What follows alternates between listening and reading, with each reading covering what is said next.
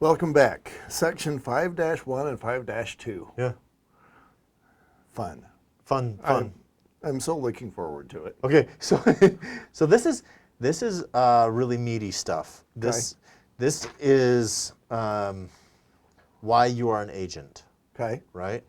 So 5.1 says you represent the buyer Okay. as a real estate professional. Okay, so and I'm going to read this. So as agents for the buyer, the buyer's agent and broker have fiduciary duties to the buyer that include loyalty, obedience, full disclosure, confidentiality, reasonable care, and any other duties required by law. So this is where things get interesting, because can anybody who's graduated high school fill out a purchase contract? Most likely. Probably, yeah. If you can read and you have a decent understanding, yeah. You could. Can anybody find a property for sale? Sure. I mean, there's for sale signs. You can say that one. You can print up the rep sheet. You can write it out.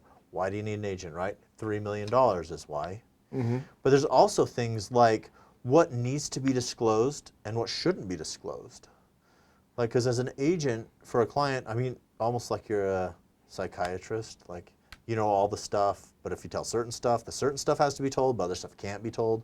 Like, you're going to talk to your client and you'll be like, hey, what's, if the listing agent, person who's selling the house, is going to go and ask their buyer, what's the lowest offer you'll entertain? You know, and they'll say, if we go below a certain point, do you even want me to give them to you? And then when agents submit an offer for 20,000 low or 100,000 low, they'll be like, I'm not even going to show that to my client. We've already had this discussion. I'm not going to waste their time. Write another offer, or forget it. I'm not even presenting it, right? You can do that. This is the relationship you have. You can do that if you've had that discussion. If you've had that discussion. If you've had that with discussion. your If you client. haven't had that discussion with your client of like, what can I turn away, or what should I accept, what should I accept, then you need to present them all. Right? But if your client says, these are the parameters, it needs to exist within that, the agent can be like, no, no, no, no, right? Right. And you can't tell the buyer's agent, hey, we'll go down to this low, we'll just submit an offer, we've got a great deal, you know? I know my seller's strapped. You can't do that, right? Not unless the buyer has authorized you to use those words. Right, right. If they have, go for it. Right. But if your buyer, or if your seller, the people selling, comes in and be like, dude, our house flooded. We think we repaired it all. Like, we're pretty sure. And there was like mold and everything, but we don't want to tell them about it. Like, don't tell them about that. That's bad. That's illegal. Yeah. So like deficiencies with the property, certain things, if you know it, you must disclose it as the agent. Okay? Actually, there's a deal that some agents I'm working with, their buyers found mold. It wasn't on the seller's disclosures. So they started like, how could they could see that there'd been repairs made. It wasn't in some places, it was new. They knew that there'd been water, but there wasn't mold. Anyway, so they started doing digging and found out that there was a home inspection report done and also an insurance claim filed. And so now that they know the sellers knew about the mold, and they're pending litigation. So not only are the sellers on the hook, but it's reasonable that the agent knew about it and didn't disclose it. So that's a big problem. Right. So yeah. So confidentiality on certain stuff, not on other stuff. The condition of the property, that's not confidential. Back in the day when I was an environmental engineer, we had what we called the DIP, the Designated Incarceration Person, and that was the guy who, if something goes wrong, that's the guy whose job description it is to go to jail for whatever. I think in many cases the real estate agent is the DIP. Yeah, yeah, you'll get slapped with something. That as a real estate agent, as a professional, it's your job to know what's going on and to see that it's disclosed properly is one of the things you get paid for, because not anyone, but almost anyone can fill out forms. Right. You're not just a form filler outer. Form filler outers donate commissions back. If they get that lucky. Yeah. Anyway, okay. So that's 5.1. It's important to know what you need to disclose, who you're loyal to, and why. Okay. Okay. 5.2 follows that idea, but it's a limited agent. Okay, so here's the tricky thing, because you can represent both sides, but it becomes, it's kind of a conflict of interest. I know some brokerages, some agents that won't even do it.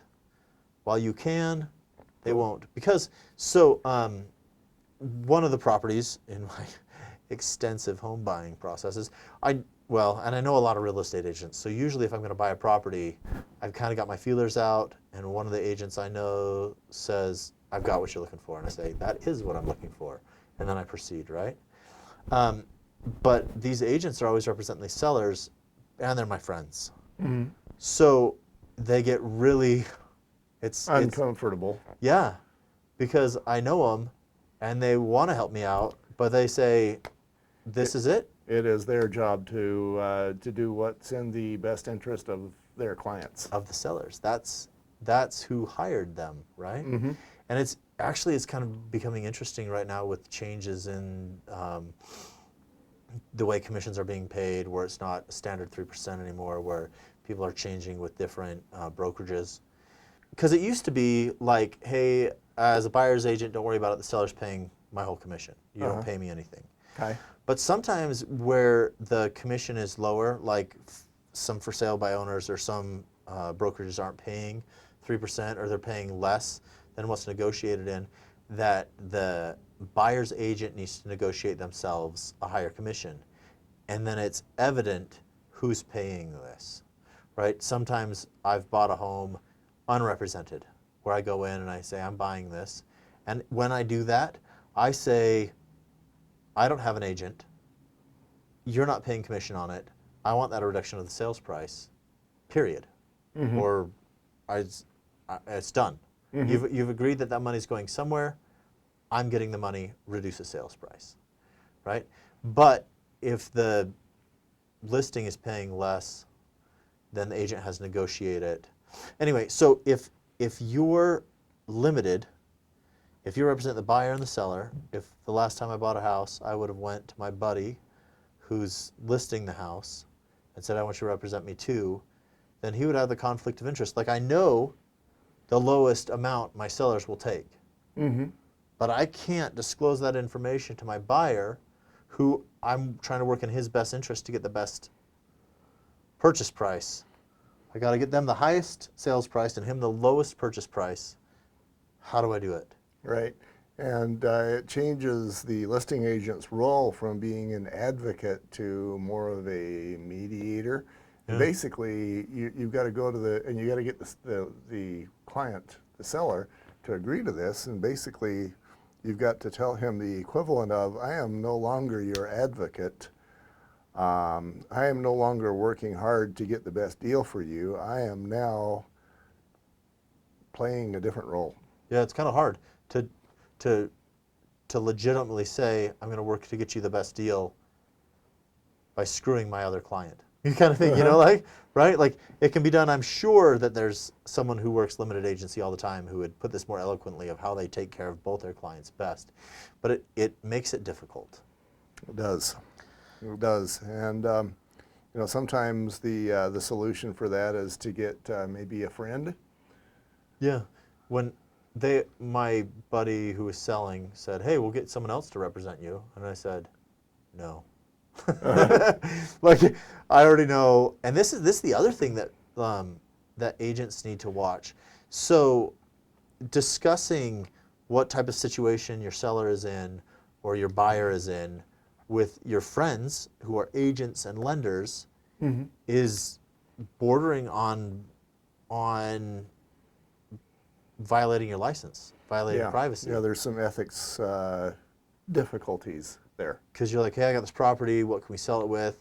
This is what my sellers need. Like, I can't go below then. What's your opinion? Then that same person who knows exactly how low you'll go, you're trying to get them an extra thousands, right? Tens, thousands, 20,000s. They come in and they know your position and they're like, that's our offer, right? Right. Anyway, so if you're going to go limited agent, there is a form. And it is... Which you slide into the slide about into the stack, don't 2/3. explain it. Yeah.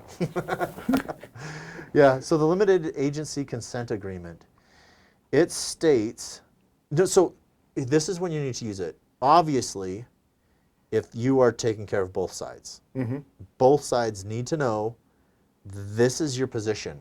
I'm getting them the highest sales price and you the lowest purchase price and all the terms, and I'm going to negotiate the sale of the furniture and everything to suit both of you well.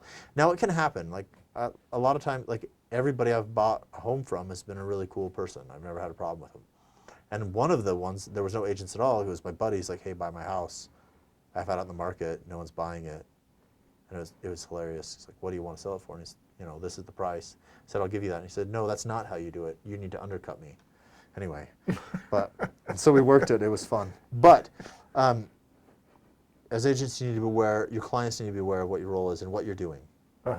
So if you're the same for both parties, they need to know. If someone else who shares your broker in your branch, in your whatever, you also need to do it because you are not the person who's doing the transaction. Your broker is. So if they have the same broker, you still need the limited agency.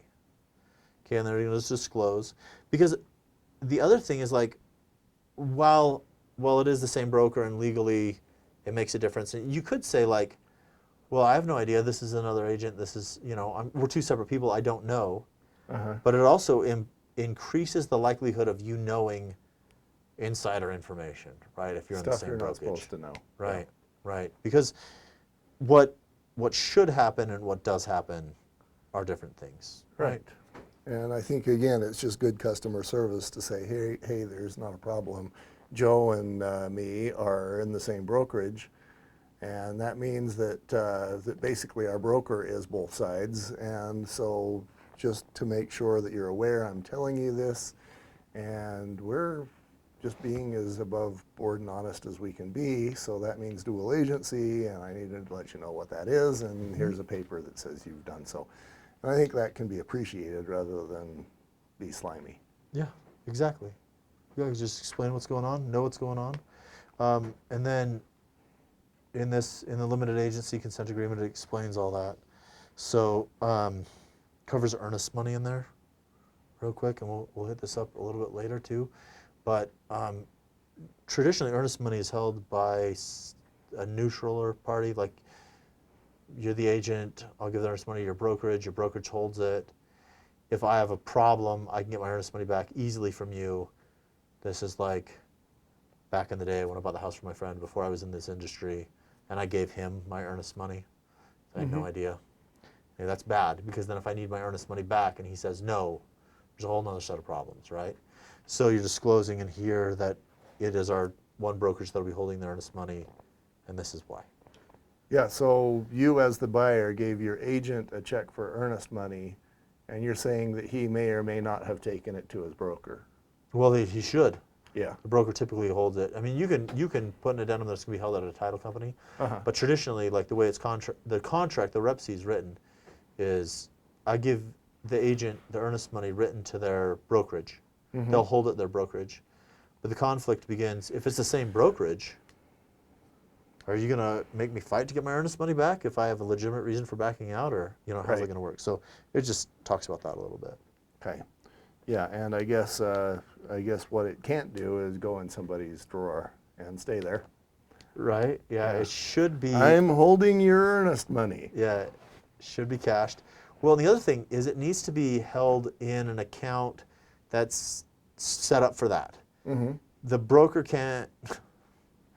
You can't rob a bank. You can rob a bank. The broker shouldn't put it in his checking account.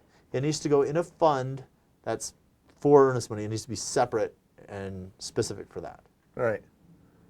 So yeah, we don't want to do that. That's got to go into an official place. Yes. Yes. So that's the sidetrack of 5.2. Our next segment we'll hit a few more of these. Okay, be right back.